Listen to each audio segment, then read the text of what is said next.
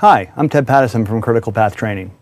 In this session, we're going to look at the new user interface to see how sites now become just collections of pages, which is far more natural to the user than the tendency in SharePoint 2007, to basically see a site as a container for list data, and pages were just there to support the notion of a storage container. Now, one of the things that you see as you create something such as a new team site is that pages are everywhere. Well, in a new team site, they activate a feature which creates a wiki page library named Site Pages. And also off the regular Site Actions menu, we now have a Create Page command, which simply is there to add a new wiki page. Now, we also have wiki linking, which works out very easily, very straight ahead.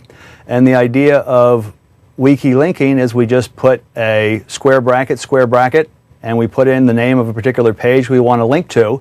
And unlike SharePoint 2007 wikis, we now have a JavaScript mechanism that drives IntelliSense.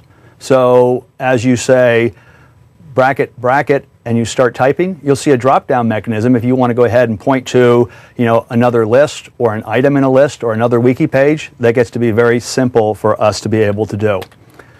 Now also, when we go to normal wiki pages and we go into edit mode, well, it's going to feel a lot more like Word than it was like editing pages in SharePoint 2007. No more requiring users to drag down the content editor web part. They can just go right into a page body and start typing. And up in the ribbon, they have the ability to switch to heading 1, add bold, go ahead and change the color, and also to easily insert elements such as graphics, image files, and web parts. Now, one of the nice things about the wiki page infrastructure, when a user is working on a wiki page, what if someone works on it for half an hour, someone like my mom, and doesn't really understand the need to proactively save something? Well, what we have is we have an autosave. So periodically, the page is making postbacks to the server to basically save what the user has done, just in case the user walks away and forgets to save. When he or she comes back later, even though their machine was rebooted, that data still got saved. Also, there's rollback, kind of the equivalent of Control-Z. If you're able to make some changes and make some more changes, and then all of a sudden we realize that the last set of changes I don't like, I'm able to undo that and undo more than one level. Okay. Now also, we look at master pages. If you're familiar with the master pages that were built into SharePoint 2007, at the site level, we had a single master page called default.master. And then application pages, such as settings.aspx, all were hard-coded to other application pages in the layouts directory that were just used by application pages. Well, in SharePoint 2010, we have the issue of migrating older sites into SharePoint 2010. And those older sites carry along older users who used them in 2007. So one thing they didn't want to force is migrating a SharePoint 2007 site into 2010. They didn't want to require that to automatically shift to this brand new UI with all its Ajax-like Web 2.20 behavior and moving the Site Actions menu to the other side. So default.master is still the older SharePoint 2007 master page that you're familiar with, modified slightly so it runs in this new environment. Now, the new master page that's the equivalent of default.master for SharePoint 2010 is now called v4.master. So when we create a new site, a team site or a blank site, all the site pages will automatically look to v4.master, as well as the application pages. Application pages will now, by default, also look to that page in your master page gallery. And what's great about that is going and modifying v4.master will automatically, change the master page behind the application pages that come out of the box, like the site settings page, as well as the pages inside the virtual file system of the site. Okay, there are a couple other master pages that come out of the box with SharePoint. and we'll see some of those as we go into the demo. But one of the big benefits, as I just mentioned, is that we can change a master page, and that master page will automatically change the application pages in addition to the site pages. Now, back in SharePoint 2007, what was the default doc type? And the unfortunate answer was there wasn't one. If I used a blank site or a team site, there was no doc type, which meant the HTML was rendered by the browser according to the old rules of HTML 3.2. And all the CSS that we created was in quirk mode.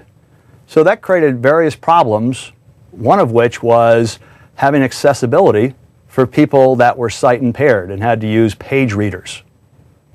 So now what we have is we have v4.master, which automatically is configured out of the box to have an XHTML doc type. So we have much better support for accessibility, and we also have much better cross-browser support. So IE and Firefox are really at the same level in almost every area, as far as browser capability. There's a second-tier support for some other browsers, including Safari.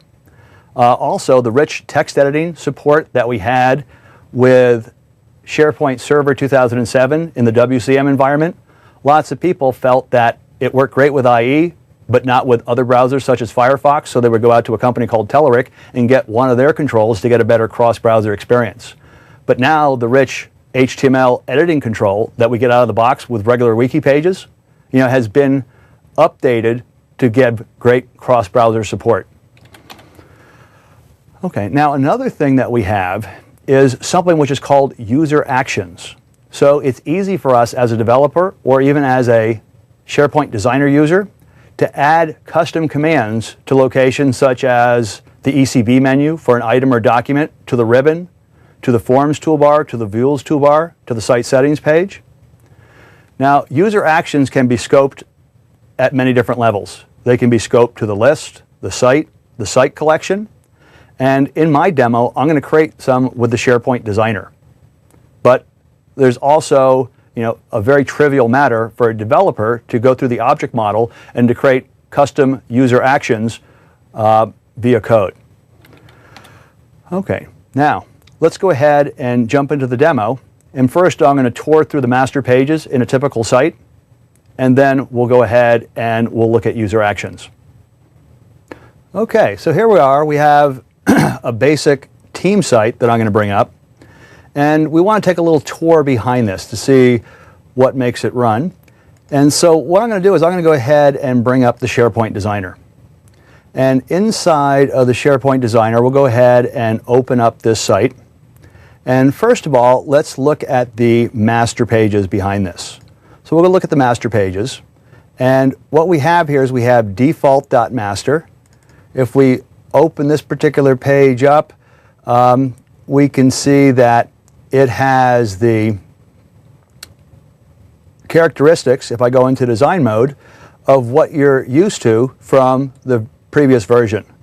If we then look at the v4 master page, and I'll just go ahead and bring this up and edit in advanced mode, we can see that this is the new master page.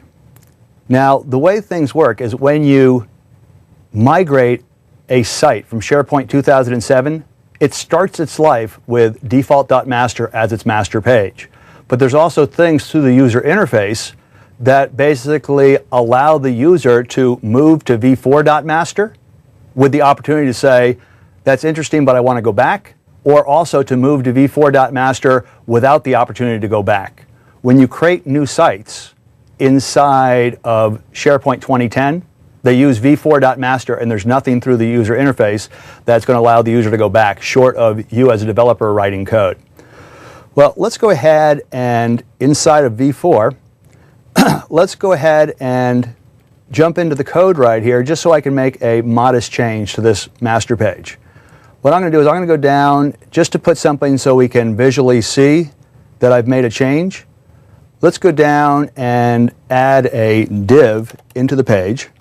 So we'll put a div and we'll say Ted was here, and we'll go ahead and hit save. And now that we've hit save, we can see the change there. Let's go back to our site and do a refresh. And we can say Ted was here. Well, that's great. Let's go to one of our other pages. We can see Ted was here. And now let's go down to that site settings page. And what we didn't have in 2007 was that when you change the master page at the site level, it never followed you when you went to application pages, and now it does. So that's a nice change. Okay, let's also go to a particular list, such as tasks. And let's go ahead and we'll add in a new item. And I'll just quickly add in task 1. And in addition to task 1, we'll add in a second one, which is task 2. And we'll go ahead and save that. So now that we've done that, let's go back in the SharePoint Designer. And inside the SharePoint Designer, let's close out the master pages that we were working with. And let's go back to our different lists and libraries. And let's look at that task list. I'll go ahead and click on this, and it opens up the summary page for tasks. So we can see that for every single task, well, there's a collection, or for every single list, there's a collection of forms, and there's a collection of user actions. So let's go ahead and add in a new form. And so let's call this one alternate view. And this is going to be a display form. And so one of the nice new characteristics of SharePoint 2010 is that unlike SharePoint 2007, where a list really only had 3 forms, one for edit, one for new, and one for all items, now you can have 3 or 4 different view forms. So let's go ahead and say add this as a new display form. And do I want to link a command name to that? Well, I'm not going to do that quite yet. Let's go ahead and choose OK. And so now that we've done that, we've got this new view, this new page behind our list. Well, how are we going to get there? Let's go ahead and add a custom action.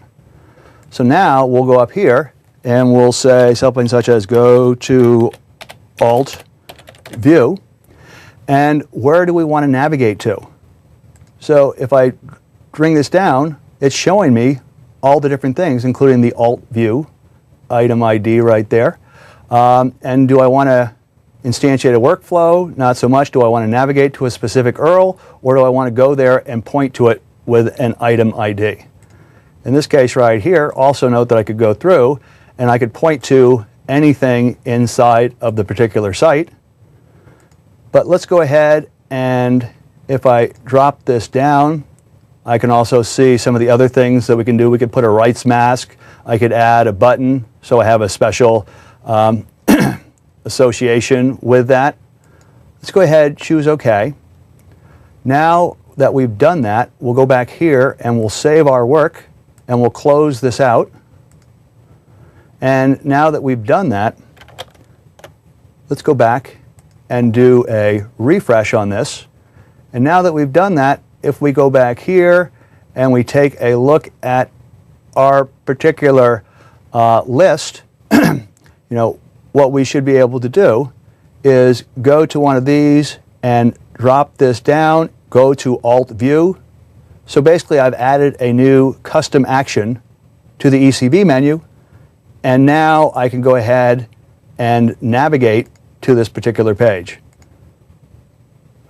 Okay, one more time, if I go back here and we go and look at that page or that list one more time, it's the task list.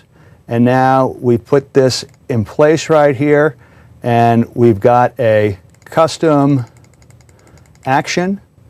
And let's go ahead and open up this particular custom action. And it looked like I didn't navigate to the right form. So let's just go ahead and switch that over to this right here. And let's go ahead and choose OK.